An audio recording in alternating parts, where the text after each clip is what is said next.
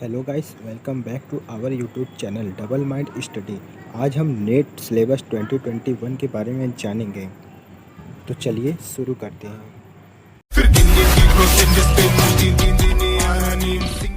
पहले तो यहाँ पे नीट का फुल फॉर्म क्या होता है। उसका फुल फॉर्म होता है national eligibility for cum entrance test.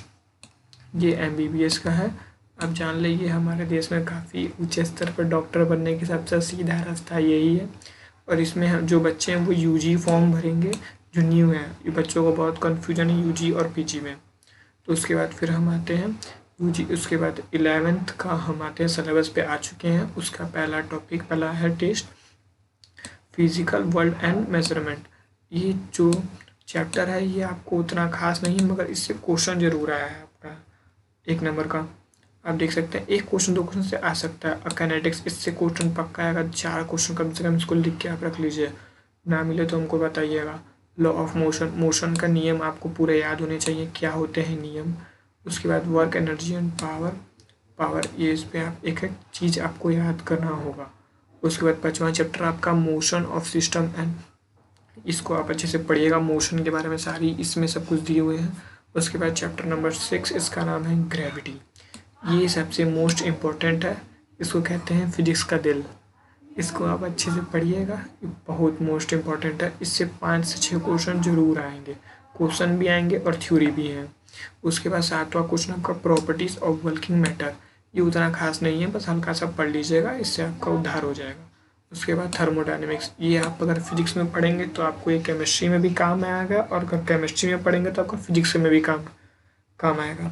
आप इस पर अच्छे से ध्यान दीजिएगा। उसके बाद आपका था behaviour of perfect gas and kinetic theory. इसमें आप थ्योरी आपके बाद लिखा है तो आपको इसमें पूरा थ्योरी आपको रट्टा रहना चाहिए।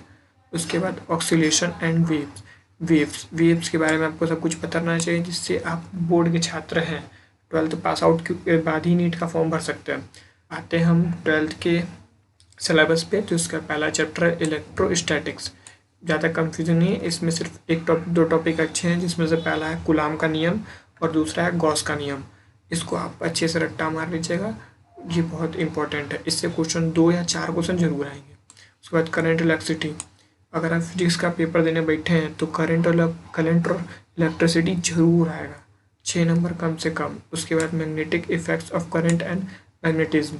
इसमें मैग्नेट के बारे में आपको सब कुछ जानना है, पृथ्वी का मैग्नेट क्या है और सब कुछ, मैग्नेट कैसा, कब, क्यों, कहाँ, क्या वर्ड होता है मैग्नेट, ये आप सब कुछ पढ़ाना होगा। उसके बाद इलेक्ट्रोमैग्नेटिक्स, इसमें भी आपको विद्युत चुंबक, इसको बारे में आपको जानना होगा। उसके बाद आपका आता है इलेक्ट्रोमैग्नेटिक वेव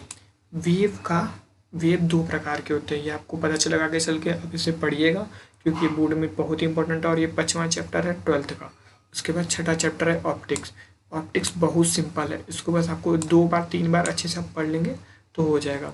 उसके बाद dual nature of matter and radiation के बारे में आप अच्छे से ध्यान दीजिए, क्योंकि इससे नीट में क्वेश्चन बहुत ज़्यादा आता है।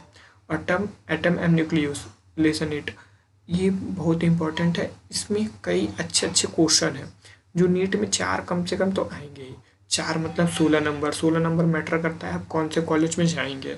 उसके बाद इलेक्ट्रॉनिक्स डिवाइस, ये आपका कोर्स बहुत अच्छा है, इसको आप ध्यान दीजिएगा। केमिस्ट्री के 11th पे ये आपका है some basic concept of chemistry, इसका पहला चैप्टर है। इसमें आपको केमिस्ट्री क्या है, कैसे है, ये सब कुछ आपको जानना होगा। उसके बाद स्ट्रक्चर ऑफ एटम, जिसको आप पढ़ लीजिएगा, इससे क्वेश्चन आते हैं। Classification of elements and periodicity, इसको आप ध्यान बस दीजिएगा, उतना खास आते हैं क्वेश्चन। उसके बाद chemical bonding and molecular structure आप जरूर ध्यान दीजिए क्योंकि ये आता है। उसके बाद स्टेट ऑफ मैटर, जैसे कि पदार्थ के कितने गुण हैं या वो कितने स्टेट्स में रहता है, तो वो 5 होते हैं। आप 5 पढ़ लीजिएगा क्योंकि आप नीट देने जा रहे हैं, कोई सिंपल पेपर नहीं देने जा रहा है। उसके बाद थर्मोडायनेमिक्स, ऊष्मागतिकी, ये आपने फिजिक्स में भी पढ़ा है तो इस पर और ध्यान दीजिएगा क्योंकि दोनों में बहुत इंपॉर्टेंट है। ये इक्विलिब्रियम, ये पढ़ लीजिएगा, ये इंपॉर्टेंट है। रेडॉक्स रिएक्शन, इसे सिर्फ 2 नंबर का क्वेश्चन आता है। उसके बाद हाइड्रोजन तो आप जानते ही हैं क्या होता है, इसको आपको पढ़ना होगा। एस ब्लॉक एलिमेंट इंपॉर्टेंट है। इससे क्वेश्चन कौन सा तत्व कहाँ पर आता है ये पूछा जाता है। पी ब्लॉक के कुछ मतलब पढ़ लीजिएगा, ये इंपॉर्टेंट है, इस पर ध्यान दीजिएगा। ऑर्गेनिक केमिस्ट्री पूरा आपको ध्यान देना ही है। हाइड्रोकार्बन्स क्या होते हैं ये आपको पता करना रहेगा। इन्वायरमेंटल केमिस्ट्री प्राकृतिक रसायन क्या है, उसका यूजेस क्या है हमारे लाइफ में, उसके बारे में हमको पढ़ना होगा। उसके बाद हम आते हैं 12th के सिलेबस पे, जिसमें का पहला चैप्टर है सॉलिड स्टेट, दूसरा है आपका सोल्यूशन, तीसरा है इलेक्ट्रोकेमिस्ट्री, उसके बाद केमिकल काइनेटिक्स, सरफेस केमिस्ट्री, पृष्ठ रसायन। इस पर आप थोड़ा अच्छे से ध्यान दीजिएगा, इससे क्वेश्चन आते हैं। General properties, general principles and process of isolation of elements. Elements के बारे में आप सब कुछ समझ लीजिएगा, जान लीजिएगा, क्योंकि नीट में पक्का इससे क्वेश्चन है। उसके बाद आप पी ब्लॉक एलिमेंट्स पे आ जाइएगा। पी ब्लॉक एलिमेंट आप पीछे पढ़ कर आए हैं और अच्छे से पढ़ लीजिएगा इसको। उसके बाद डी ब्लॉक, एग ब्लॉक, इससे ये बहुत कठिन है, इसको आप पढ़िएगा, समझ में आएगा तो ठीक ठीक, नहीं तो उतना क्वेश्चन आता नहीं है।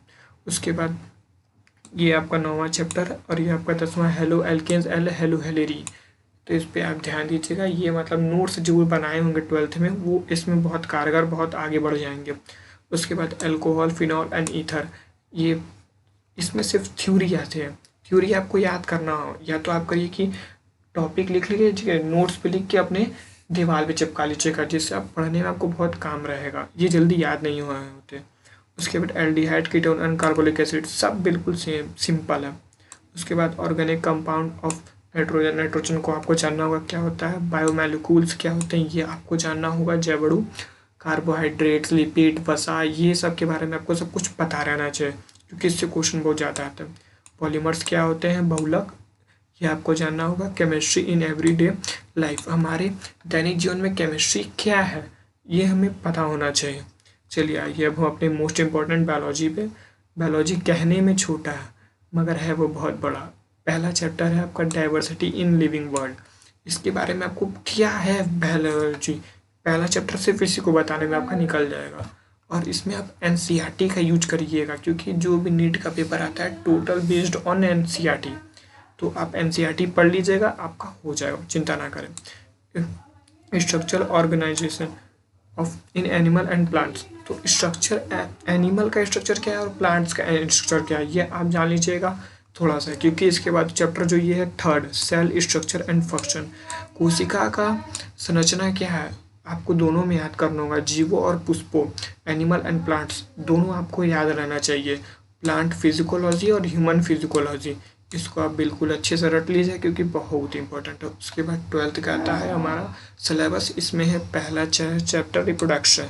रिप्रोडक्शन में आप मेल और फीमेल दोनों पर ध्यान रखिएगा, और फीमेल में जो है आप कौन सा हार्मोन्स के बारे में आपको बहुत क्वेश्चन आता है ऑब्जेक्टिव क्वेश्चन में। उसके बाद जेनेटिक्स एंड एवोल्यूशन, इसमें हर से और चीज़ इन्होंने एक प्रयोग किया था, उसे आप बिल्कुल अच्छे से याद कर लिया।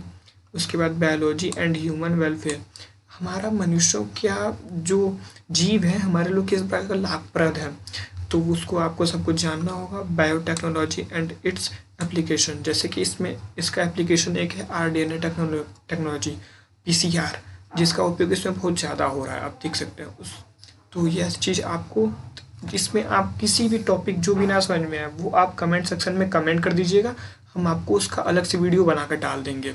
उसके बाद इकोलॉजी एंड इन्वायरमेंट, इन्वायरमेंट के बारे में आपको सब कुछ पता रहना चाहिए। इसमें कार्बन 23। आशा करता हूँ कि आपको वीडियो समझ में आया हो। अगर वीडियो समझ में आया हो तो वीडियो को एक लाइक ज़रूर करें और चैनल को भी सब्सक्राइब करके बेल आइकन ज़रूर प्रेस करें। ऐसे वीडियो हम लोग लाते रहेंगे। अगर आपको किसी भी टॉपिक पे वीडियो चाहिए तो कमेंट बॉक्स में ज़रूर बताएं। Thanks for watching.